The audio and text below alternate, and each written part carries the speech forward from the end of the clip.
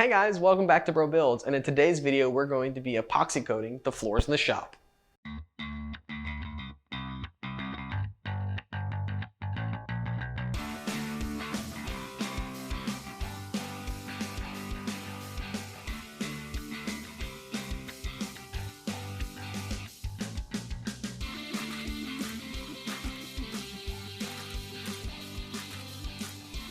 Before we get started with the process from prepping to finish, I'm going to kind of talk about what we're going to do throughout. I'll be going a little bit more in depth as we get to each step, but I just kind of want to give you guys a brief overview so you know what to expect going forward and kind of what step we're on.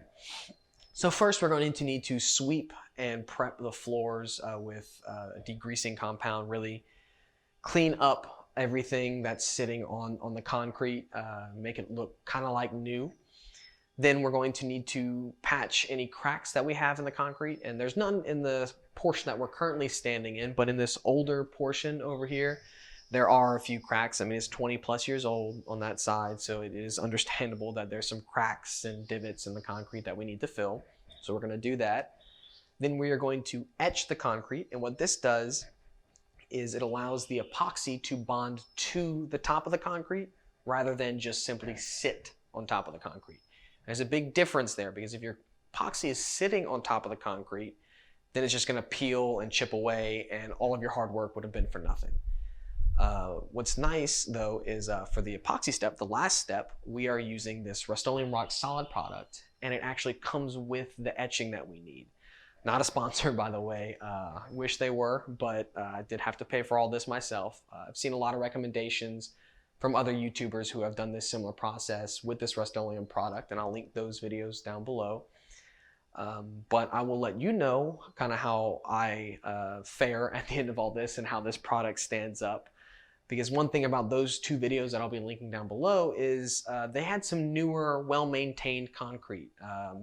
While this newer portion is only 2 years old, so this side should be fairly easy and take the epoxy really well, I'm kind of nervous about this older portion, this 20-year-old side. It's got a lot of stains, a lot of issues, so I'm hoping that it sticks and bonds really well to the floor. That side's the main reason why I want to do this, because it does look so shabby and shoddy, and it needs some protecting from the elements. But I'll let you guys know about all that at the end of the video and kind of how things go. So without further ado, let's get cleaning.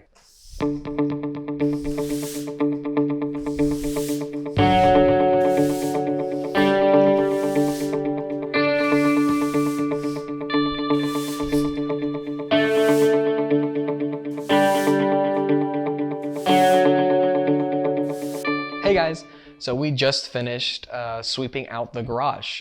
Pretty self-explanatory step.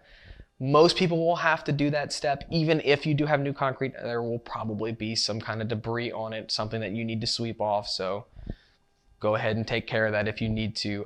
But the next part of the step, some people may be able to skip. If you have newer concrete or concrete that doesn't have any stains on it or any spots that you need to clean off with some kind of cleaning compound, this degreaser, for example, then you can skip this. But Rust-Oleum does recommend you do this if you have older concrete. Even if you can't see any spots, there's likely some grime in the concrete. So better safe than sorry, and do this step. Another thing Rust-Oleum recommends is that you use their product, obviously, but they didn't have their Rust-Oleum degreaser at any of the hardware stores near me, so I just went with the ZEP driveway concrete cleaner and degreaser. Should do the job just fine. It's the same kind of stuff, just a different company, slightly different formula, but this isn't, the epoxy's not adhering to this, so it shouldn't matter. Something you do want to be on the lookout for if you are going that route is to not to get the degreasing and etching mix. A lot of these compounds do have an etching mixed in with them. But Rust-Oleum gives you etching compound with their concrete package, so just use that. They also recommend that you separate those steps too. So I would follow their recommendations as best you can. Obviously, they're going to recommend their own product, which you don't have to do if you can't or don't want to. Now, for application of the degreaser, We are going to be using a watering can. I've seen online that this is the best way to apply this to the concrete. It gives you nice even application, nice slow, steady application than just dumping it straight out the bottle or mixing it into a bucket and sloshing it onto the ground. Nice, easy application for the little $2 watering can, so easy. Something else you may need though, depending on how tough your stains are, is a little broom, and this is something I will be using, and I invested in something with this long pole. You can get away with a little hand scrubber if you've only got a few spots, but I have pretty much a whole half of this shed that needs to be scrubbed, so I decided to get something a little bit taller, a little bit easier on the back, knees and hands and all that other kind of stuff. So with that being said, let's get right into it.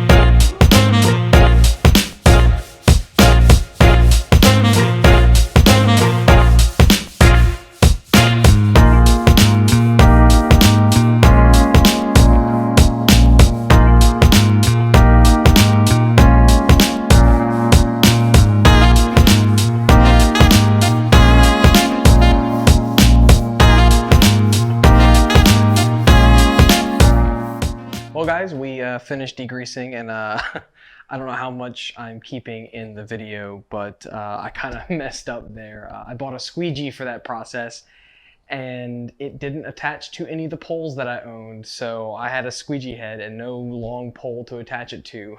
So I was on my hands and knees squeegeeing that up, and it was really exhausting, so I didn't end up doing as much as I thought I was going to do yesterday, so I'm back on a different day, new clothes, to fill the crack and a couple other little spots here and there with the repair kit that I have. And then we'll move on to the etching, but that'll also be on another day. We are now into the weekdays, and I do have a day job, so I'll be doing the rest of this each step after a day of work. So I'll probably be wearing new clothes for each consecutive step from here on out. But let me bring you guys in a little bit closer so you can see me patch the crack in the concrete. So here we are on the patching step of everything. This is the product I'm using. I tried to stay with Rust-Oleum because it is the epoxy stuff that I'm using, and I figured their products would play the nicest together, especially since they recommend this product if you need to patch and crack a hole. Obviously, it is their product, but it's just an epoxy. If you've ever kind of mixed a two-part epoxy or anything else like that, it's just like that. You've got your part A and your part B, and it's 2 parts B to 1 part A. Obviously, you got a bigger container and a smaller container. Just gonna mix it right here on this this concrete I tore off of an old box, and then we're gonna fill this crack with it.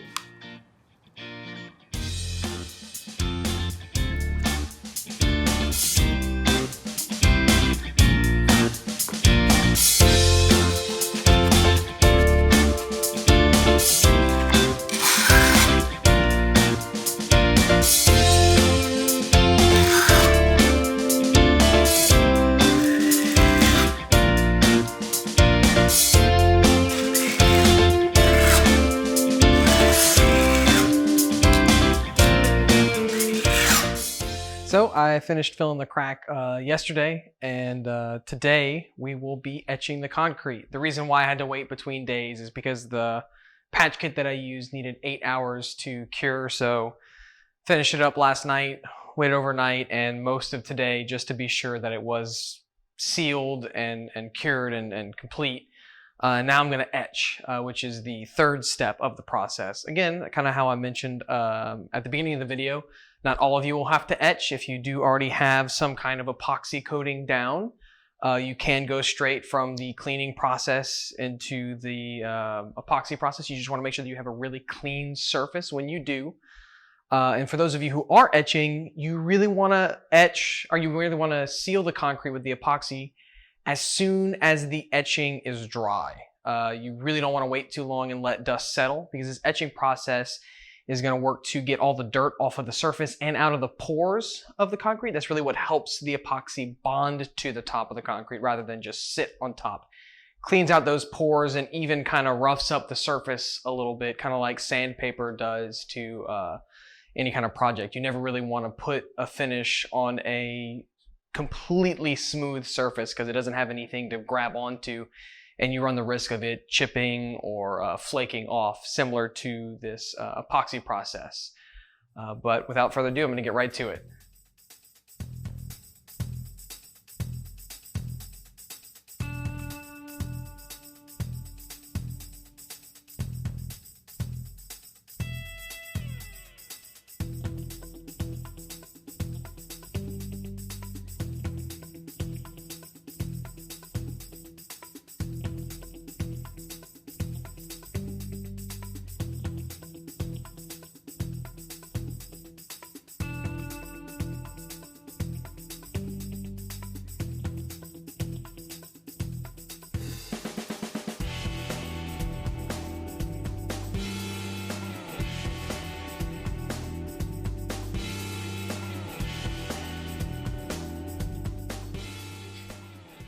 Well guys, it is a few days later and things did not go according to plan, as they always do. Something to keep in mind if you're doing home renovations, especially a lot of home renovations, and you're trying to get things done before you move in, you need to be flexible, especially if you're working with other people and contractors. Take the door for example. The minute it broke, I called them, the garage door company, and I was like, hey, I need a new garage door. These are the dimensions. How soon can you get it to me? And luckily, because I live right across the street from them, they were able to say, we don't have a definitive date, but because you live so close, because this is a simple job, we could squeeze you in at a moment's notice. We just kind of need you to be flexible on your end. If that's okay, we'll still put you on our waiting list, but the waiting list probably would have had me a good couple months out after I moved in. And I really wanted to have this done as soon as possible. So I said yes, so flexible. Well, right after I finished etching, while I was waiting for the concrete to dry, they called. And by the time they would have gotten here to do this, the garage door, the floors wouldn't have been dried if I had done the epoxy. And so there was a real risk that they would have messed things up. It would have made their job probably impossible, because they really had to come in here to attach the railings further back and all that stuff. So I decided to practice a skill that I am not very good at and be patient. So I waited, decided not to rush things and possibly have to redo the floors, because there was a slim chance that the floors would have been cured enough for them to do it, but not worth the risk. Even though I had etched, and I know I told you guys that it's very important to epoxy coat right after you etch, because it really ensures that you don't have any debris or anything on the floor that's going to hinder your epoxy from adhering to the concrete. I figured it's a lot cheaper to have to re-etch, and I actually have some extra etch from the kits, so I was like, I can just redo that step. It would have been really nice to only do it once, but it's a lot easier to redo that than to redo the epoxy. It's a lot cheaper too, because that epoxy is expensive. Now that it is done, we have 48 hours of sun coming, so no more rain, no more other issues popping up. I'm not waiting on anybody else. I've got no more surprises coming. I am going to paint the floors. So let me bring you guys in a little bit closer and get my equipment together, and let's talk about that step. Hey guys, so we are getting ready to start here, and I do want to talk to you guys a little bit about the tools that you need, like I said. Now there is one thing, aside from the epoxy and chips itself, that Rust-Oleum does provide for you, and that is this foam rolling pad. They do not provide the roller or the pole for you, but they do provide the roller pad, which is really nice because now you don't have to worry if you have the right texture, if you've got the right application tool for the job. They provide that for you. You do have to go out and buy the roller, but if you don't already have one, it is a 9-inch roller. But they do sell at most hardware stores 9-inch paint rolling tins, which if you don't have a roller, I doubt you have a tin. Kits that have the roller, have the tin, have a paintbrush, and have a couple rolling pads. Now you won't need the rolling pads for this project, obviously, but it doesn't hurt to have them, because now you've got a paint roller. If you're painting walls or anything like that, you've got it. But they're cheap, and the brush that comes with it is actually, they're usually what Rust-Oleum recommends for this job. They recommend a synthetic or a brush, or a foam, sorry, brush for cutting in your corners and edges of the project, and that's what came in the kit that I got over at Home Depot, my local hardware store. Not a sponsor. But something else that you may need that Rust-Oleum doesn't really talk about in their plans or in their instructions is some tape to tape off all your edges and whatnot so you don't get any of this on the walls. Now, I haven't taped off my walls specifically, and that's because I plan on adding walls later on. So I am still going to cut in the corners just to make sure I don't have any gaps when I do add those walls. But I'm not going to tape it off now because that's just going to save me a whole lot of time and a big step of the process. I did, however, tape off the garage door exits as well as this entryway right here next to me. And the reason I did the garage door exits is because this epoxy is not rated for outside. I've seen a lot of reviews and a lot of other people who have gotten their epoxy outside, and it deteriorates really fast being in direct sunlight and weather. So I taped off to have my line end in the middle of the garage door as best I could. That way, when the garage doors are shut, it's one continuous paint, but it's not outside at all, and you're not going to risk damaging that epoxy and then chipping up into your space, because if it starts chipping outside, there's no telling if it's going to start peeling up inside and ruining your finish of your epoxy. I taped off the doorway here just to kind of give me a natural stopping point. I really don't care if it leaks over or not, because I will be putting a door here eventually. Like I said, it's just to give me a natural stopping point in case I need to take a breather, close off a space, re-sweep this side before I get to it, or whatever I may need to do. It just kind of gives me a natural stopping point. Now let's finally mix that epoxy, pour it into our paint tin, and start going.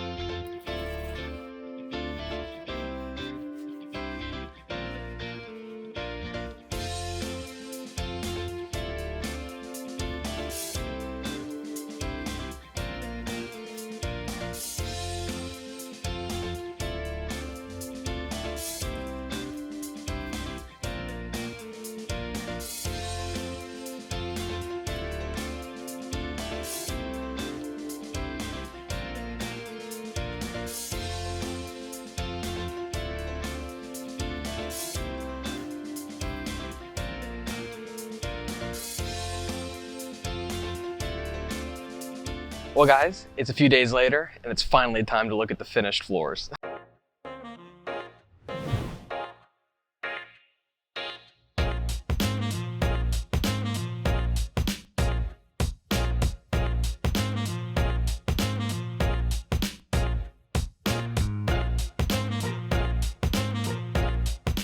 Well guys, the floors are done. And honestly, I'm really happy with the results. I did have a few issues that I'm going to talk about with you guys here in a second. Nothing that I'm going to fix myself just for my floor specifically, just because they're either in spots that I can hide the crimes or there's something that I'm just not personally really concerned with. But there are things that I want to go over with you nonetheless, just so you can learn from my mistakes.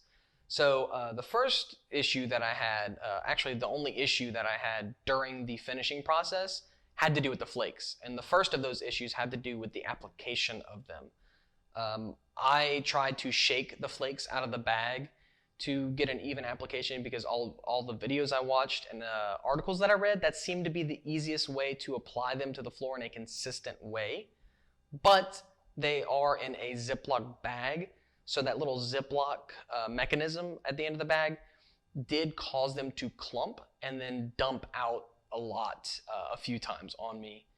Now, after that did happen to me a few times, I did kind of sparingly use the flakes, because I was a little gun shy, and I was afraid of running out of flakes, because no matter what size kit you get, the Rust-Oleum does provide you with a bag of flakes per bag of epoxy. So I got two 2.5 car garage kits. Each kit comes with 2 bags of epoxy. So that was 4 total, and that's 4 flakes as well. Now, I only used 3 bags of the epoxy and ended up using 4 bags of flakes. I did dump some extra flakes on the floor in a few spaces, but then I did use some sparingly, so it might have evened out, it might not have. But luckily, you can buy extra flakes on the side. So if you're worried about that, you can always go to the store and buy some extra flakes. But another issue I noticed after the fact was that on the old side of the shop, as well as near the garage door for the newer side, there was some splotchiness that happened. Now, 2 things to note about those spaces in particular is that they were both really rough. Now, in the new side, it was rough because they graded the concrete so that any water that dripped in would flow out of the garage instead of sitting in here and pooling. And then the older side, similarly, was very rough and porous just because it was older. It wasn't poured with as much care, or it had a lot of wear and tear. I really don't know, because I'm not the one who poured it or kept it up for the last 20 years. In researching it, I couldn't find anything that said that could be the cause, but it is just some similarities between the 2 spots that showed the most splotchiness.